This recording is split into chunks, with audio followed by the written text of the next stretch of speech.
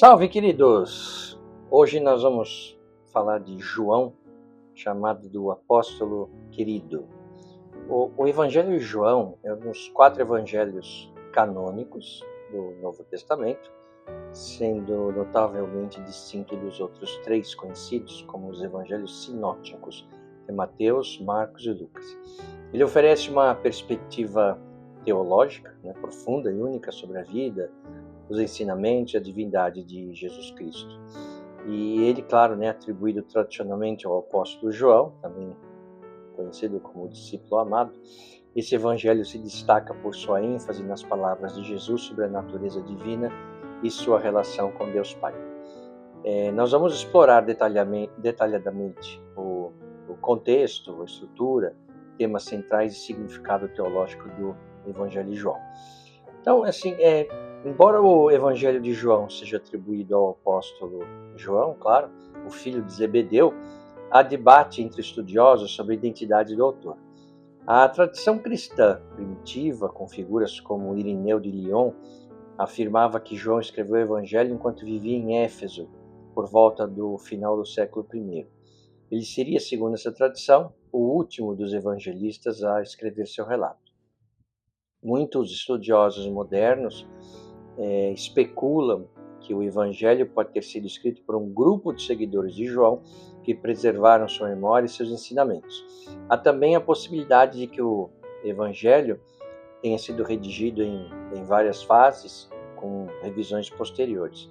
O próprio texto sugere que ele foi escrito para uma comunidade de cristãos enfrentando desafios, para variar, como a expulsão das sinagogas judaicas. Isso está em João, no capítulo 9, se não me engano. O que coloca sua composição em contexto de crescente separação entre cristãos e judeus. Em termos geográficos, o Evangelho de João foi provavelmente escrito na Ásia Menor, possivelmente em Éfeso, uma região onde as comunidades cristãs estavam crescendo e precisavam de maior clareza sobre a identidade de Jesus em meio à crescente influência de filosofias e religiões concorrentes, como o gnosticismo. Então, eu sempre brinco que no Velho Testamento tem o Pentateuco, que são os 5 principais livros do judaísmo, que é o Gênesis, Êxodo, Levítico, Números e Deuteronômio. E no Novo Testamento, é claro que é uma brincadeira, eu falo que tem o Pentateuco do Novo Testamento, que é Mateus, Marcos, Lucas, João e Atos dos Apóstolos, que é aquele livro que conta o que aconteceu com os apóstolos após a morte de Cristo. Então, eu farei aqui um vídeo dedicado a cada após dos 4 livros, e um específico de Atos. O Evangelho de João é geralmente dividido em 4 partes principais. Primeiro, o prólogo, no capítulo 1. Essa seção introdutória é um dos textos mais teológicos e profundos do Novo Testamento. Ele começa com as famosas palavras: "No princípio era o verbo", em grego logos, que vinculam Jesus à criação e afirmam sua pré-existência e divindade. O prólogo também apresenta a missão de Jesus como verbo encarnado que veio ao mundo para revelar Deus e oferecer vida eterna aos que creem nele. A segunda parte, o livro dos sinais, que também está em João 1, começando de 1 a 19, Essa parte do Evangelho detalha os milagres de Jesus, ou sinais, que demonstram sua identidade divina, e esses sinais vão além de meras demonstrações de poder. Elas são, vamos dizer assim, metáforas para as realidades espirituais. Por exemplo, a transformação da água em vinho em Caná, isso no João capítulo 2, simboliza a nova aliança de Cristo, que foi, aliás, o primeiro milagre de Cristo, enquanto a ressurreição de Lázaro, em João 11, prefigura a própria ressurreição de Jesus e a promessa de vida eterna. Depois, chamado Livro da Glória, em João 13, essa seção se concentra nos últimos dias de Jesus, sua crucificação e ressurreição. E, ao contrário dos evangelhos sinóticos, João apresenta a morte de Jesus como a glorificação do Filho de Deus. E ele vê a crucificação não como a derrota, mas como um momento culminante em que Jesus cumpre sua missão redentora. O livro da Glória inclui o famoso discurso de despedida de Jesus aos seus apóstolos, seus discípulos, isso está em João 13, no qual ele promete o envio do Espírito Santo e expõe a importância do amor. E a última parte, epílogo, João 21, essa sessão que pode ter sido adicionada posteriormente, ninguém sabe, narra uma aparição de Jesus ressuscitado aos discípulos no mar de Tiberíades e conclui com a restauração de Pedro, que havia negado Jesus 3 vezes antes de sua morte. Então, o Evangelho de João aborda uma série de temas profundos e fundamentais que estão entrelaçados em sua narrativa. E esses temas são centrais para a teologia cristã e distinguem o Evangelho de João como uma obra teológica singular. Então, ele fala lá de Jesus como o Verbo de Deus. Então, o conceito de Jesus como Logos ou Verbo é exclusivo do Evangelho de João. No prólogo, João identifica Jesus como a palavra eterna de Deus, que estava com Deus e que era Deus. Esse conceito tem profundas raízes tanto na filosofia grega quanto no pensamento hebraico. Na filosofia grega, o Logos representava a razão ou princípio organizador do universo. No pensamento judaico, a palavra de Deus era vista como a força criadora, como visto em Gênesis 1, onde Deus cria o mundo por meio de sua palavra. João combina essas tradições para apresentar Jesus como a personificação da palavra criativa de Deus. E ele enfatiza sua divindade e eternidade.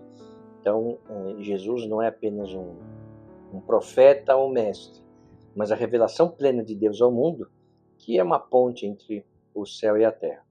E João também fala, enfatiza a divindade de Jesus. Então, ao longo do texto, a gente encontra diversas afirmações de Jesus sobre sua identidade divina, como em João 8, onde ele declara: antes que Abraão existisse, eu sou.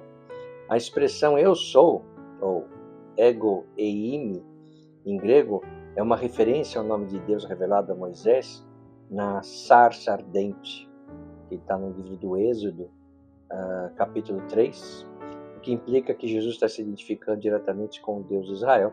Eu fiz aqui também um vídeo sobre Moisés, e lá eu conto a história da sarça ardente, o que é isso, que é um fogo que não consumia a sarça, que é um arbusto que é muito comum no deserto. Veja lá. Além disso, as 7 declarações eu sou no Evangelho de João fornece uma visão clara da identidade de Jesus.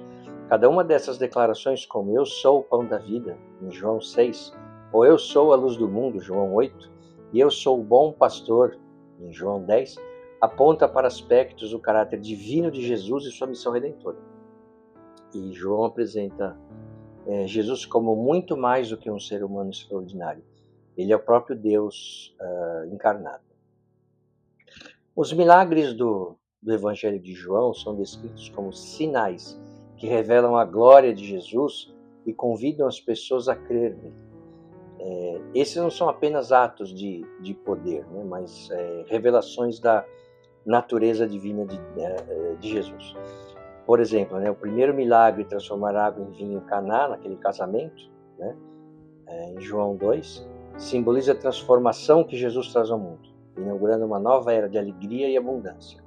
Um outro sinal significativo é a multiplicação dos pães e dos peixes, em João, no capítulo 6, que ocorre antes do discurso de Jesus sobre ser o pão da vida.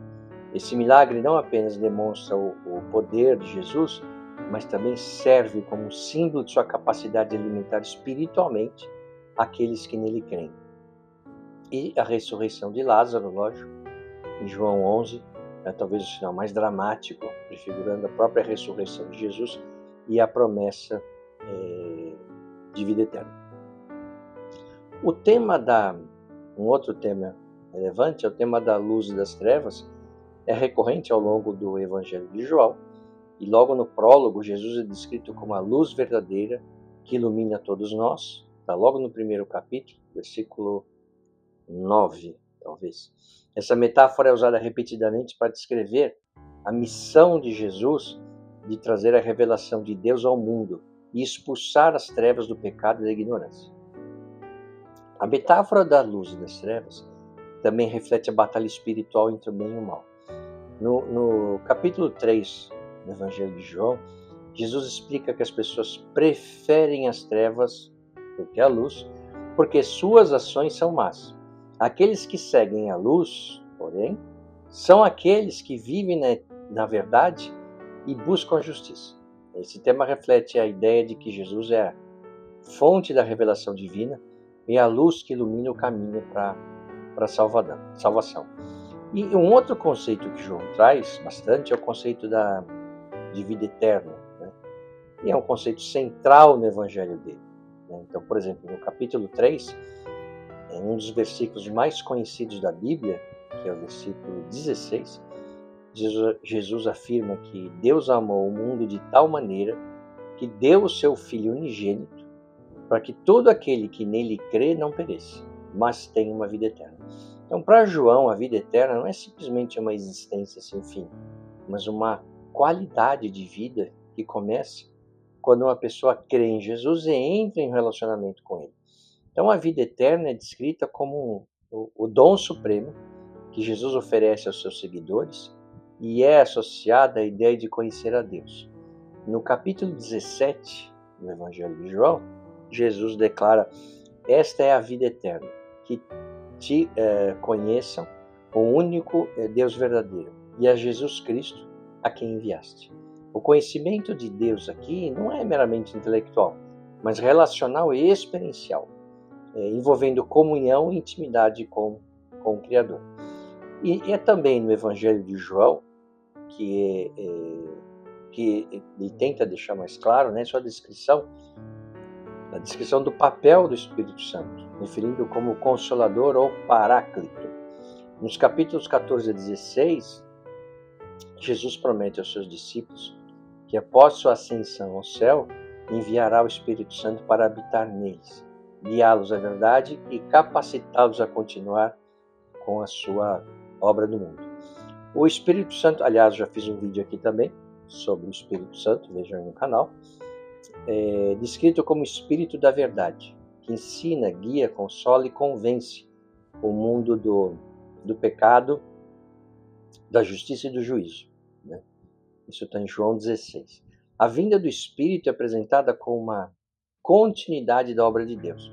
E o Espírito é fundamental para o relacionamento contínuo dos crentes com Deus após a ascensão de Cristo. Então, quando Cristo ascende aos céus, ele fala: não vou deixar vocês sozinhos, deixo aqui o Espírito Santo para que vocês tenham forças para dar continuidade à minha obra. Outro tema central no Evangelho de João é o amor, especialmente no contexto do relacionamento de Jesus com seus seguidores e sua missão no mundo.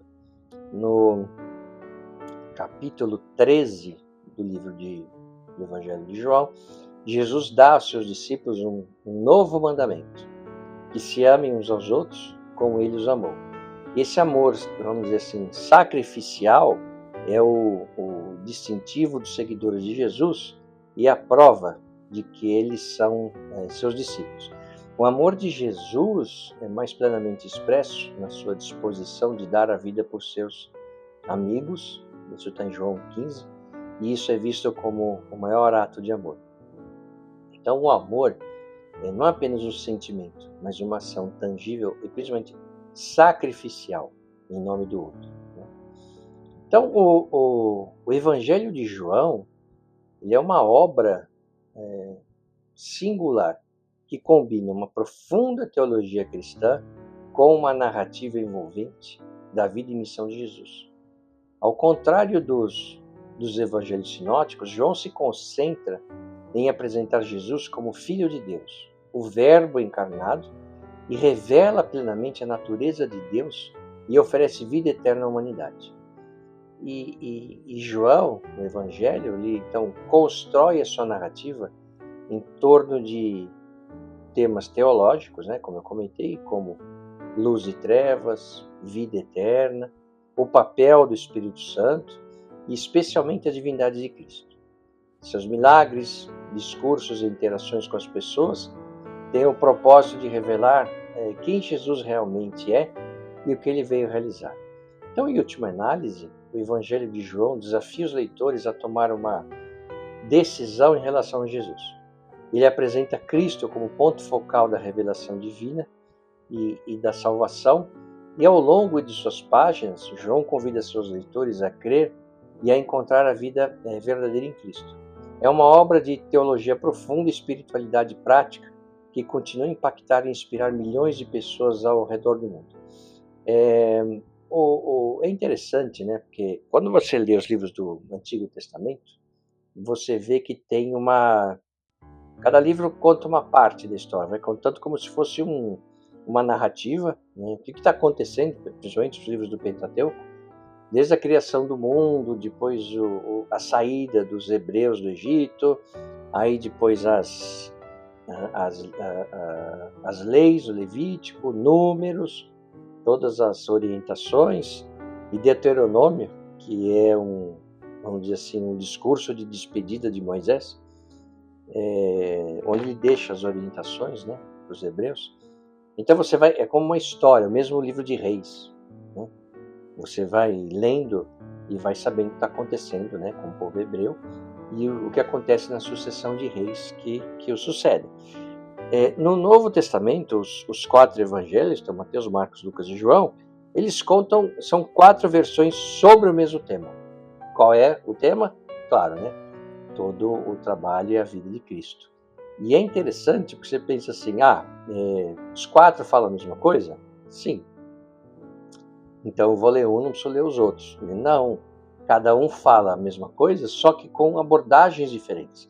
Então é muito legal ver o que cada apóstolo pegou e colocou, né, nos seus relatos sobre o mesmo tema. Então é muito legal conhecer os 4 evangelhos e também o livro de Atos, como eu comentei, que tá bom, Jesus morreu, e daí, o que acontece?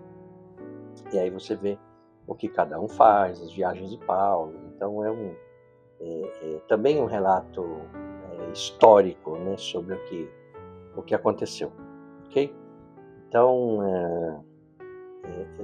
sem dúvida nenhuma, como eu sempre falo, aqui a gente não tem muito tempo, né, para abordar tudo, mas eu procuro sempre trazer aqui uma visão geral sobre o que aconteceu, com a esperança de que você desperte interesse e que vai buscar, né, você mesmo nas leituras e tal, e descobrir tudo isso que a Bíblia tem para nos oferecer, todos os ensinamentos, os momentos de reflexão que são bem interessantes, ainda mais no mundo nos dias de hoje que nós estamos vivendo.